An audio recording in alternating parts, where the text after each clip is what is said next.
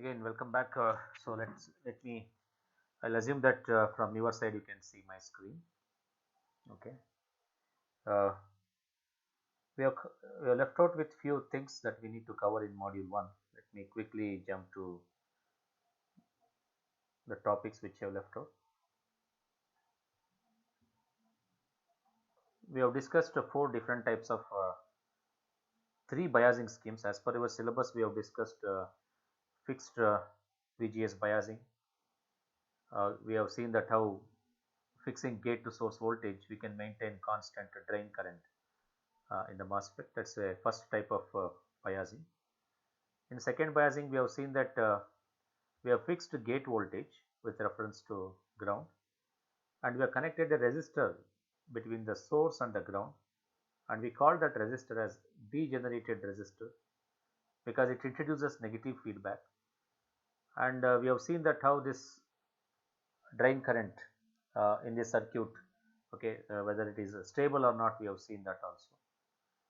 And third type of feedback, which is which where we connect a resistor between the drain to gate. It's called as a drain to gate feedback resistor. So we analyzed these three types of biasing schemes using MOSFET. Anyway, this is not there from your syllabus point of view. Okay, these three circuits you need to be familiar, and you need to be familiar with even problems related to these circuits also. This is you already have seen this circuit. Okay, and also we have seen a couple of derivations related to this circuit also by applying KVL to the drain to source. We have seen the couple of equations, and finally we arrived at this graphical characteristics, and we have shown that when we superimpose the load line, because here we have fixed VGS as you are seeing here, VGS is fixed. This is the first kind of biasing, and the blue color line what you are seeing is for the two different devices. And once we fix the VGS, you can see on the left hand side for one particular device we have one particular drain current here. Okay, when we change a device, though circuit remains same, when we replace MOSFET with another MOSFET, now you'll have a different sort of drain current here. We are calling here as ID2 as the drain current here. So the problem here is though the circuit remains same, due to the change in device from device 1 to device 2, you have seen a big change in the drain current at the output terminal of a MOSFET here. So this kind of a change, a big change in the drain current is not accepted in the bias circuits here. We want to have this delta ID as small as possible here. So delta ID should be as small as possible. Now, how do we design an efficient bias circuit? So, where in which we can maintain a change in drain current as small as possible. So, we need to make some changes in the bias circuit so that any variations like this, okay, so can be should not affect our drain current. And next, we have seen that fixing gate voltage, and they can see that we have introduced a resistance here between source and ground here. This is we called as degenerated resistance or degeneration resistance here. This introduces a negative feedback to the gate here, and since because of feedback here, though there is a variation in the drain current, the circuit can automatically compensate it. Increase in the drain current will reduce the gate to source voltage. Okay, we have seen that in earlier classes also. Okay, any increase in drain current, that circuit decreases the gate to source voltage, since we have maintained gate voltage as a constant.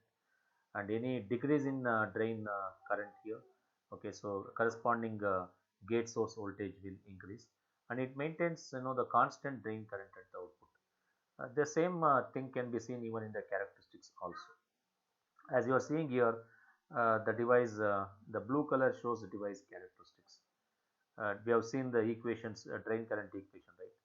This is as per the drain current equation. Okay, in saturation region, we have seen that current follows okay, second order equation, especially it's a quadratic equation. So this is the characteristics curve for the MOSFET, and when we have another device, it will have different characteristics like this. So we have a two devices here, device 1 and device 2 here. Okay, so for both the device, in our circuit, in this circuit especially, if you replace with two different devices, you can observe now change in current because of this circuit characteristics here. Circuit can automatically compensate for the change in drain current as we have shown here, because this resistance here introduces negative feedback. And look at here the change in the drain current due to the change in device here. So for this particular gate source, we have this ID1 as the drain current here. uh, for device 2, we have a gate source voltage as VGS2, and the corresponding drain current is ID2. The change in drain current, delta ID, what we have called earlier, the change in drain current is going to be small for this particular circuit compared to the first one circuit. Okay, first circuit what we discussed, because of fixed gate source voltage here. Okay, because this circuit here compensates for the change in the device. Change in the device will lead to the big change in current, and that is compensated by the circuit here. Okay, this is what we have seen in the second type of biasing here, and we have seen two possible discrete implementations also. Okay, so this is the here we have connected drain resistance in order to convert current into the voltage here. So we know that MOSFET is basically a voltage controlled current source, right? So how do we convert the output current into the voltage? We need to have a resistance here, right? So that is called as a gain conversion here. Okay, we add resistance between drain terminal and the supply here in order to convert the current output current ID into the voltage gain here. Okay, so because basically by default every MOSFET is a voltage controlled current source here, because input voltage when we vary here, corresponding output current, drain current in this case, keeps varying here. So in order to convert current to the voltage, we need to have a resistor here. And here we have a coupling capacitor connected in second circuit what you see here. So this coupling capacitor is used to filter out, okay, any DC coming from the signal source here. Okay, so this coupling capacitor plays an important role in amplifier circuit here. Okay, only AC can pass from input V signal. Okay, this is a signal that needs amplification, and all DCs are filtered by this capacitor. Capacitor passes AC and it blocks the DC component which is present in the signal source here. And we can have even the resistance RG in order to have high input resistance here. This is again another type of the circuit implementation, where we can see the two power supplies bias voltages we have used instead of one bias supply as you see here. And here at the input side, the DC is the DC voltage is steady, it's grounded here, the input gate terminal, and here we have connected resistance here. Because of this, we will have a high resistance between the gate and the source terminal of a MOSFET here. These are the various types of the alterations that we can do for the circuit depending on the efficiency or performance requirement here. It's not that all these changes we need to follow, but each one of these gives you different sort of output here. As the example as I showed you here, this kind of implementation gives you the extra converting current to voltage, and this kind of capacitor addition to the amplifier circuit passes AC to the input of the amplifier bias circuit. And here we have an in order to have a higher input resistance, we are connecting RG, and also we use two bias voltages for this kind of scheme. Okay, so these examples we have discussed here, we don't want to go in detail about this example. We have solved this example in earlier classes also. I'll skip this problem. And the third biasing scheme what we have seen is biasing using drain to gate feedback resistor, as you are seeing here. And the performance of this circuit is almost same as the one with fixed VG. Okay, there is no change, there is no big change in this circuit. So that's the thing which you need to be familiar with. Now we will small signal operation and models. We have seen the DC bias point. DC bias point is nothing but VDS and ID. Those are called as a bias points here. And we derived a couple of equations related to the VDS. So this is VDS bias point. When we compare BJT and MOSFET, the voltage across this is VDS. This is and ID. This is labeled as bias point. Usually we denote it as small VDS because it's the total drain source voltage and total drain current here. So bias point or Q point, what we say is nothing but it is VDS comma id. This is the Q point here. We need to maintain this, the bias point stable. Otherwise, whenever there is a movement in the bias point here, the amplifier will not perform its action here. And also by default, this MOSFET has to operate in the saturation region. Okay, saturation region is a region preferred for the amplification, and we've seen couple of equations related to that. Okay, and we got a distortion term something like this. We have derived this in earlier class also, and we said that to make distortion minimum, we need to have a small input signal VGS, and that should be small than the twice the effective gate voltage, or this VGS minus VT, we called it as overdrive voltage here. So whenever we apply a small signal um, at the input of a amplifier circuit, so this reduces the distortion. Okay, so these are criteria we should ensure that in order to avoid distortion. This condition is very important here. Either this condition or this, both are same in fact. Okay, we written in different way, that's all here. Okay, and later we even obtained expression for the transconductance also. We shown equation for transconductance. You can look at here. The transconductance GM depends on the effective gate voltage, and also it depends on width and length of the transistor here. Okay, so transconductance means it is the uh, change in current to the corresponding change in the voltage. Its definition is ID by VGS here. ID is the output current of the MOSFET, and VGS is the input voltage to the MOSFET here. So transconductance is an important parameter for the MOSFET here. Okay, and other expressions we have derived in the last class. I will just skip it this, and this is what we have to start in today's class. Small signal model or small signal equivalent circuit model. So students, I would like to drive your attention to this thing, because this is the topic which we need to start in today's class. Okay, look at this small signal model, or we can call this as a small signal equivalent circuit model. What do you mean by that? You might have seen similar topic in BJT also. We have developed a model called as a pi model. Okay, for the BJT. Similar to that, here also we have a model for the MOSFET. When we have a MOSFET with us, you have to replace with its equivalent circuits. The question raises here, why do we need to replace MOSFET with its equivalent here? Though we have MOSFET is made up of the gate terminal, drain terminal, and the source. Why we have the models like this? So the reason is in order to um, simplify our analysis when we deal with complex circuits. Okay, many times we forget the working principle of the MOSFET. We need to, because a lot of parameters are there.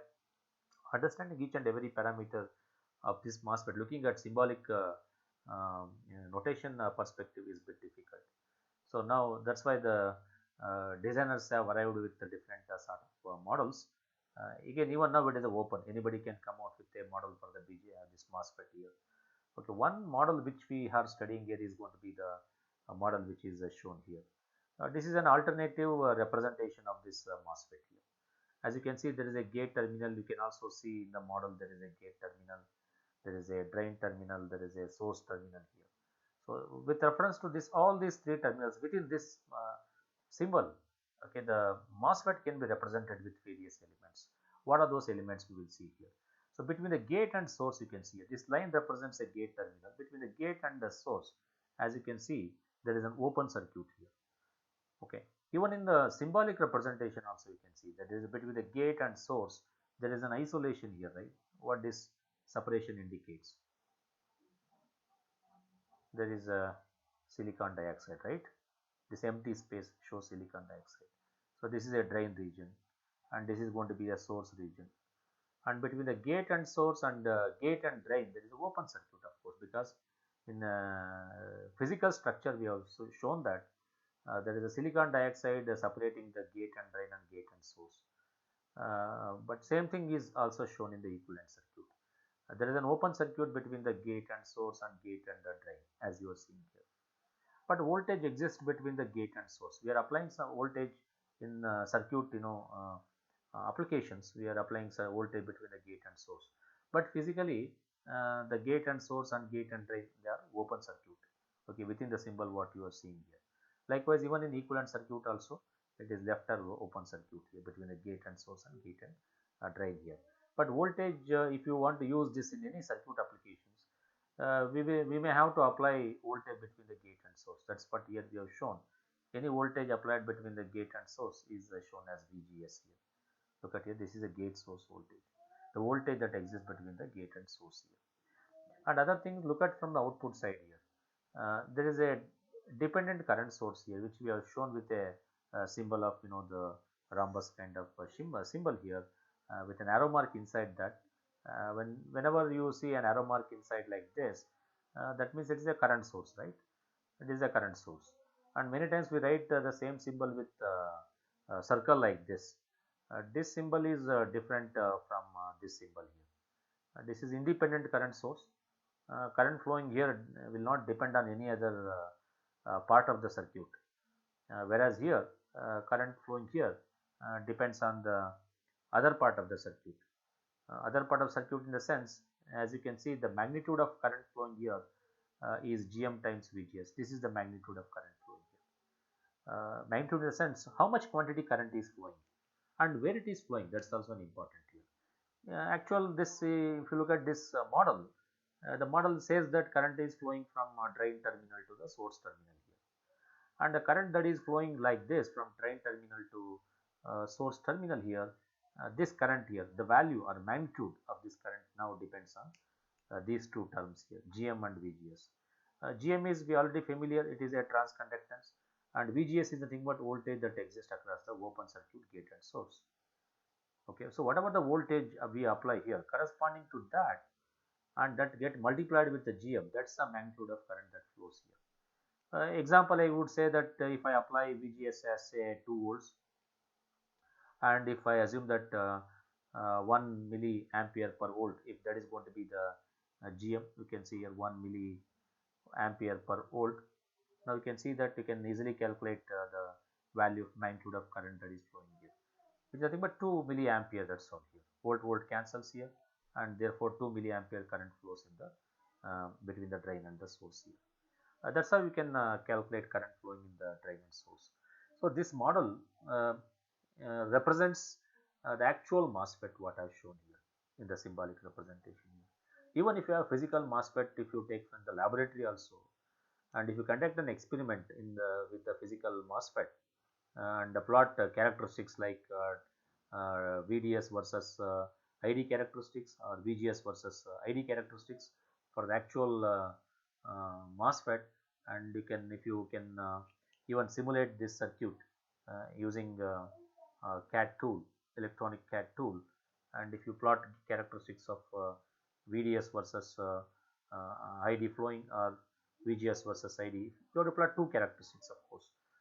The two characteristics that explains the MOSFET working is VDS versus ID characteristics, okay, and the other one is VGS versus ID characteristics. So these two characteristics will explain whether the model is behaving like a MOSFET or not. Okay, for actual device, we have seen that VDS versus ID characteristics. It gives you this sort of characteristics, right? VDS versus ID characteristics for the MOSFET, we have seen that, and we have shown with different regions of operation. This is VDS versus ID will be along the y-axis here. Okay, even if the model also produces same characteristics, then the when we conduct experiment in the laboratory, if both are same, then definitely this model represents the MOSFET, right? That's how we can conclude here. And even VGS versus ID for the MOSFET looks like this. So this is the VGS versus ID. It looks like a diode characteristics. Okay, so this is ID again here. On the y-axis we have an ID graph, and here on x-axis we have VGS. Okay, so these kind of characteristics will tell us that the model is also same as the actual device. Okay, now let me come to the model here. So question rises here whether this model is whether it's 100% accurate than this physical device, or it is only 60 to 70% it is accurate. Okay, this model also can be called as a hybrid pi model. Again, the name has been taken from the BJT only. Okay, so it looks like a pi, right? Okay, so that's why this can be called as a pi model also for BJT or MOSFET here. Okay, so when it comes to an accuracy, whether this model is 100% accurate or only 80% accurate, I would say that this model is a simple model, okay, small signal model, and this is only valid for small signals. We have already seen, for an amplifier, this VGS must be small, right, for a small signal amplifier to avoid distortion and other things. So for a large signal, this model becomes an invalid, and this model is applicable only for the small signals. Say a few millivolts or few microvolts if you apply here as a gate source, AC signal here at the gate and the source, this model gives you very good response, very good accuracy. But when you go for higher signal, okay, large signal what we call, in such case this model may not give correct results here. Okay, and to increase the efficiency or accuracy of this, we can have additional things also, as you are seeing here. Okay, so what is the difference between the first model shown here and the second model here? The As you can see here, this R naught is missing here, right? Okay, so now you can see here the R naught has been added. Look at this graph at the bottom, what they have shown here. This is overall is a small signal models for the MOSFET, and both are small signal models only. But A, first one, what it shows here, neglecting the dependence of ID on VDS in saturation. That means when MOSFET is in saturation, okay, saturation means this constant curve region is called saturation. The curves which are very close to this y-axis, it is called a triode region. This region, okay, triode region here. This region is saturation region. So let me write here, this region is from here onwards, it is saturation. This is the region we are looking for MOSFET when we want to use it as an amplifier. Okay, especially in this region, in saturation region. Okay, this model doesn't consider the effect called as channel length modulation effect. Anybody can say what do we mean by this effect, channel length modulation effect? Similar effect we have seen in BJT. Let me tell you. What is the effect we have seen in BJT? Similar effect I am saying.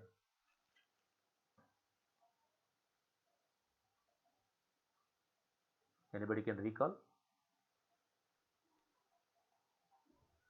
While discussing BJT model, we have said that there is the effect which gives an accuracy, which adds an accuracy to the actual, okay, model. Have you come across early effect? We have discussed this in BJT also, right? In BJT it is early effect, whereas in MOSFET, which is called as channel length modulation effect. Okay, when we say that this is the model without channel length modulation, look at here, no channel length modulation effects. Okay, because there is no R naught here. The moment I add R naught, a resistance, this is internal resistance. First of all, look at here, anything represented with smaller case resistance like this, it's internal resistance, is internal to the MOSFET only. Okay, and this is a resistance between the drain and source, its internal resistance of course, and this R naught, though it is a small resistance here, this models channel length modulation. Okay, if you need to understand what do we mean by channel length modulation, students are advised to go through my videos. Okay, you will understand channel length modulation effect. Okay, so this here we are just discussing the model, so I just want to say that adding an R naught between drain, this point here, and the source, okay, includes the effects of channel length modulation here. Okay, so that's an important here. The formula for R naught is as given. R naught including the effect of channel length modulation, and the output resistance R naught is given by VA. Okay, VA is called as early voltage by drain current here. So these are the two things which you need to know. Students should write down these formulas because they are useful in solving problems as well. Okay, so I hope you understood this model. This model now is more accurate than this. Reason is we have added here channel length modulation effects. Okay, a couple of details we have provided here to explain what do we mean by early effect or channel length modulation effect. Okay, so this early effect or channel length modulation effect, it estimates the resistance, finite output resistance, which is denoted as R naught, and especially this resistance is in the saturation region of operation. This resistance doesn't come when we operate MOSFET in the triode region or in the cutoff region here. Whenever we operate MOSFET in the saturation region, and when we want to have an accurate model, then we need to include this R naught between the drain and source. The output resistance, we can mathematically we can prove this. Okay, derivation, it's not required for our syllabus point of view. We told that this is the expression for R naught, finite output resistance in saturation, or channel length modulation resistance is given by VA by ID. Unit is in ohms. Look at the value of this typical range. It's from 10 kilo ohm to 1000 kilo ohm. That's the range of resistance keeps varying here. So this is a model which is an outcome or improved version of the first one what we have shown here. Okay, so this is an improved version of this model. Okay, any questions about this two models that we have discussed?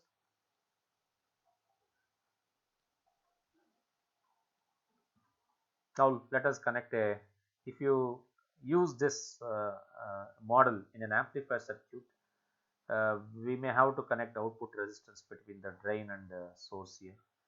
This is external resistance as you are seeing here. Okay, the moment we connect external resistance or external resistor drain between the drain and source here, I also told you why we need to connect this external resistor. By default, MOSFET is a voltage controlled current source. When you want to convert current into the output voltage V naught, we may have to connect resistor already here. Now the voltage gain formula becomes now it's VD by VGS. VD is nothing but voltage here and voltage here, so which is nothing but okay, it's a minus GM times RD parallel with R naught here. Okay, this is the expression which is important here. Okay, so this is very simple, straightforward here. What is the resistance here? Which is nothing but RD parallel with R naught. This is the total resistance, and this voltage at this point is nothing but voltage at this point. If I denote it as VD, which is nothing but this times this drop, GM times minus actually because current is flowing to the ground, minus GM times VGS times the equivalent resistance here. Equivalent resistance is R naught parallel with capital RD. Okay, now you can see here you can take out ratio of VD by VGS, which is done here, and we get minus GM into RD parallel with R naught. Now you can see the impact of voltage gain due to the R naught, and the absence of this also we can see that. Without channel length modulation effect, this becomes 0. Then you can see the effect of voltage gain, and when we include channel length modulation effects, this will be there. Then you can see its impact on the voltage gain here. Okay, so this is the expression for the voltage gain for this model when we represent MOSFET with a model shown here, including channel length modulation effect. Okay, so transconductance formulas also we have derived in the earlier classes. So you can see this is the formula for transconductance. GM is equal to K dash into W by L into VGS minus VT, and this complete thing can be written as Kn dash times W by L into this VGS minus VT can be written as overdrive voltage. Okay, so we can also derive expression in terms of this we have shown earlier also in terms of ID. Okay, we can prove that this VGS minus PT is equal to root of 2ID by Kn dash into W by L. In fact, we have done this in the earlier class.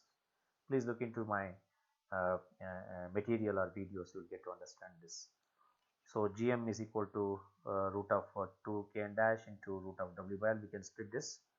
Okay, so in terms of Gn, we can see that we can use these two equations and we can arrive at this Gm, because wherever we have VGS minus VT, we can substitute as this and we can arrive at this expression here.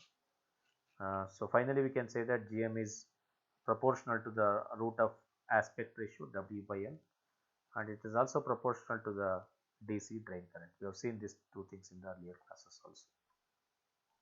Okay, and this example we have discussed, since I will leave it here. This example problem, we will take up this T equivalent circuit model here. Before we move on to the T equivalent model, are there any questions which we can address here?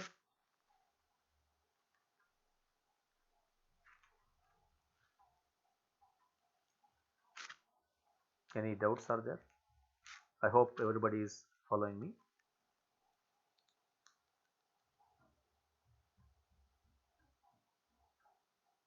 Alright, let's say move on to the T equivalent circuit model.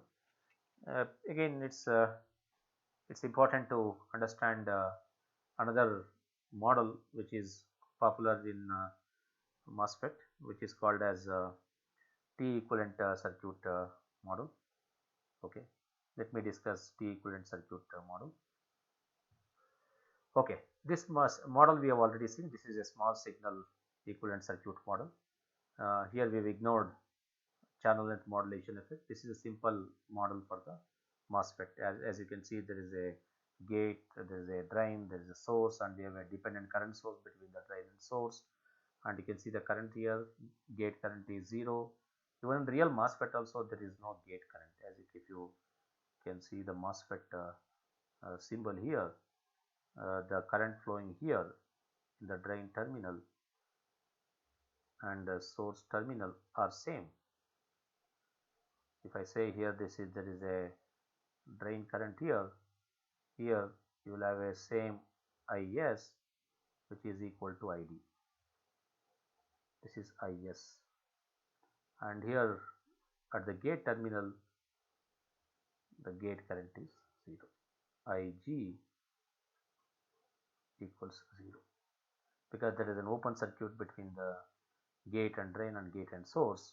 So this IG is going to be 0 here. Notice this current here, gate current is 0.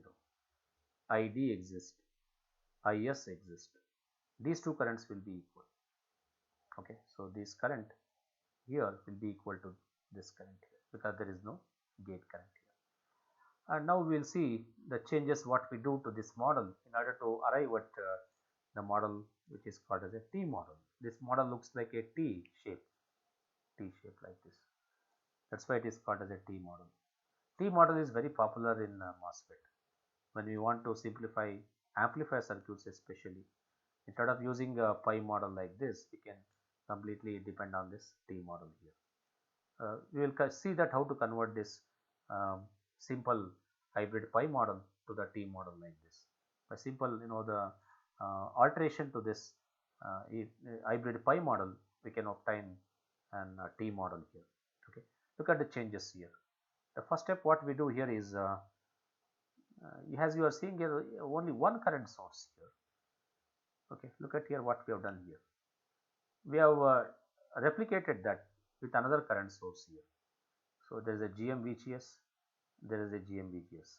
As long as these current sources are in series, I can add 100 current sources here. That doesn't change my terminal current here, IS and ID, right?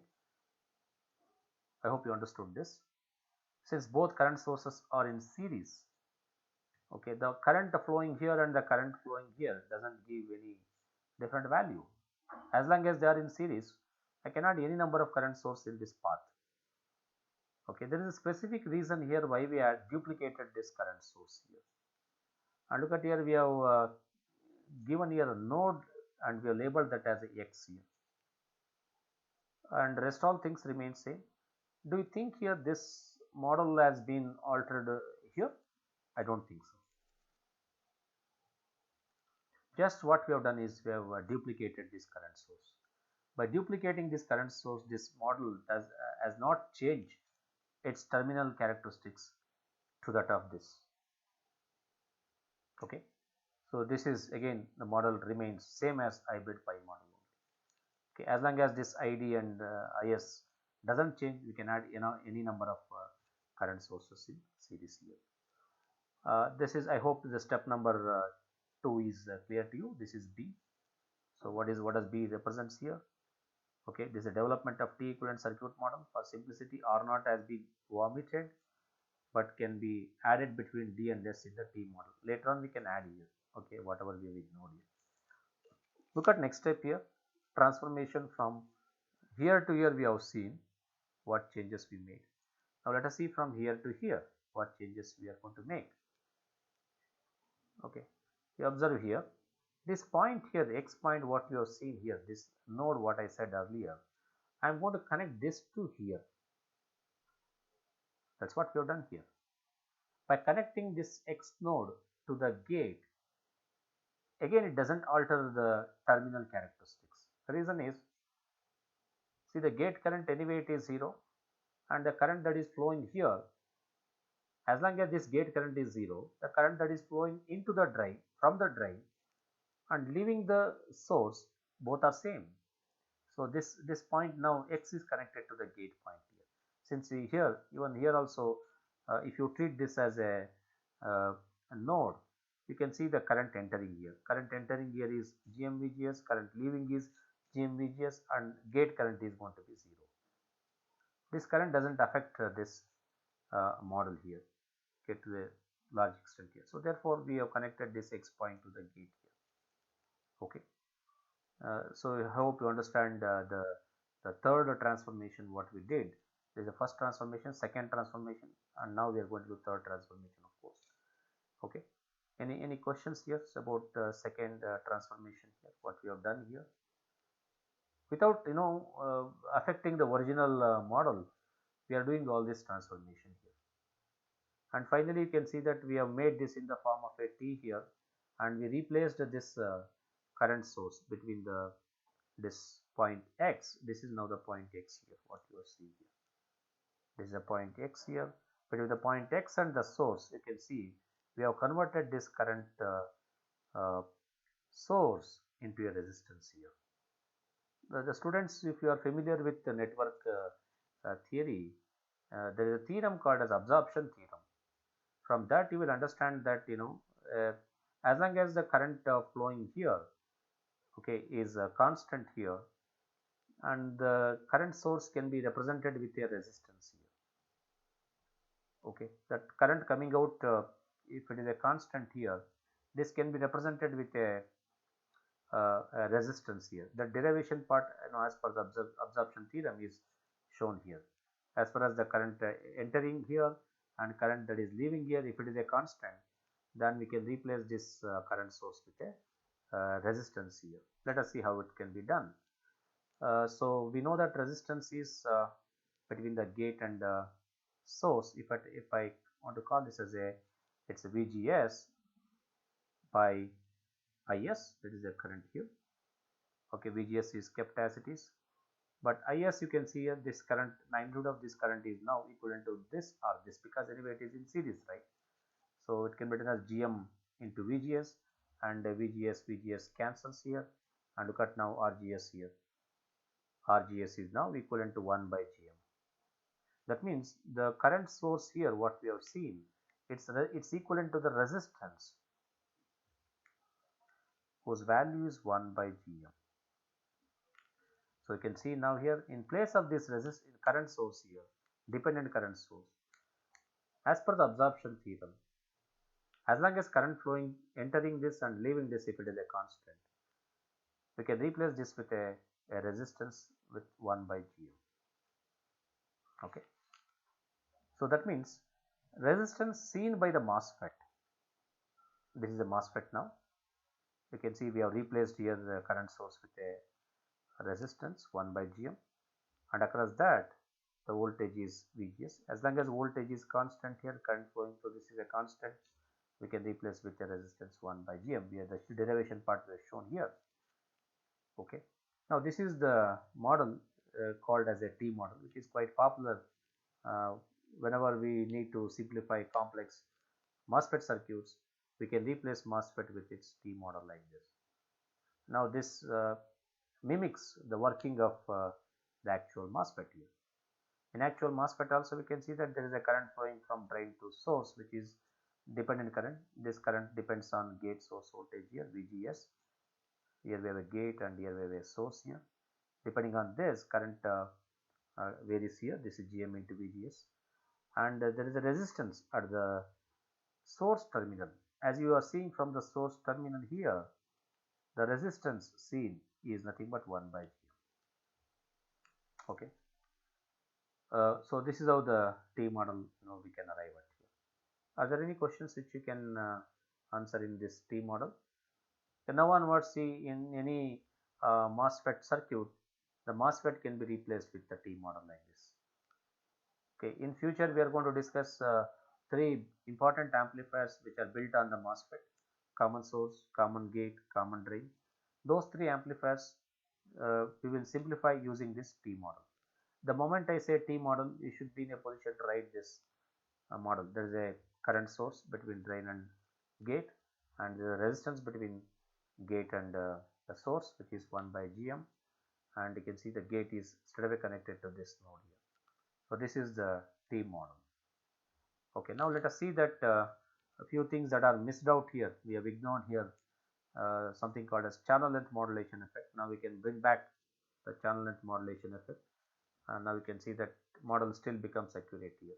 So for the T model that we have derived so far here, we obtained the model. For that we can add now channel length modulation effect, which is R naught here. So R naught is nothing but a resistance which we have shown in the previous models. You can see here. Where is our model? Yeah, you can see here. R naught is between the drain and source, right? So again here we connect resistance between drain and source. So this models the channel length effect or early effect what we have seen here. Okay. Since current flowing through this typical value is 1 milliampere per volt, we can write this as 1 into I. This is further simplified, the model here. But I would suggest to remember this as a model with the channel length modulation effect. This R naught models channel length modulation.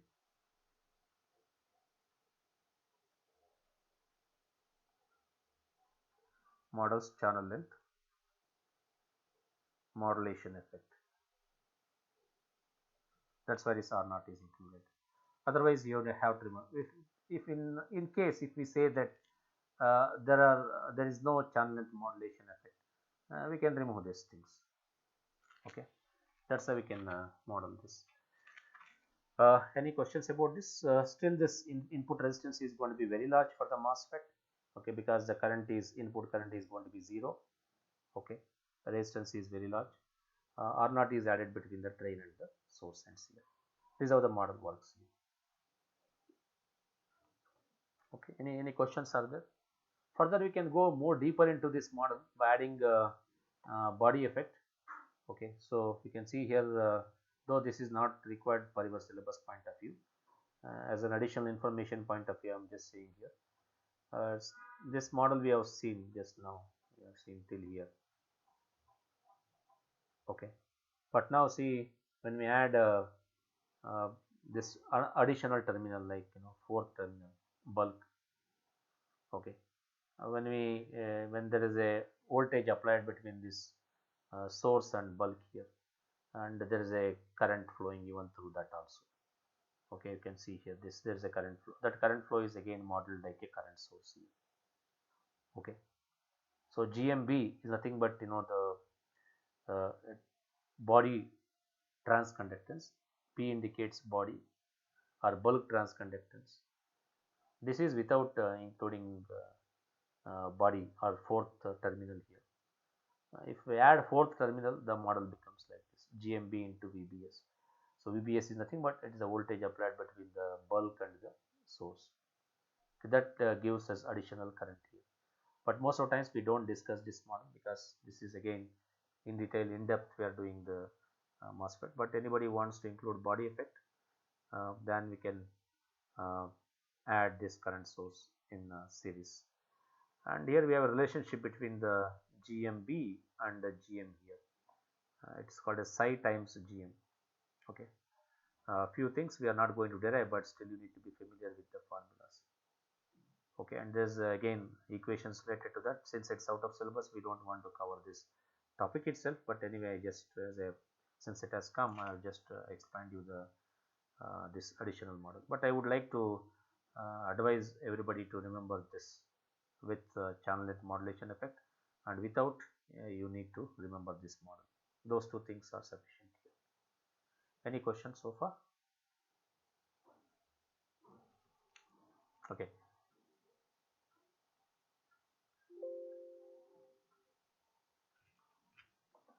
I think with that, we'll stop at this point of view. Next class, we will take up uh, the amplifier circuit, which I have planned to discuss this MOSFET amplifier circuit, different configurations actually.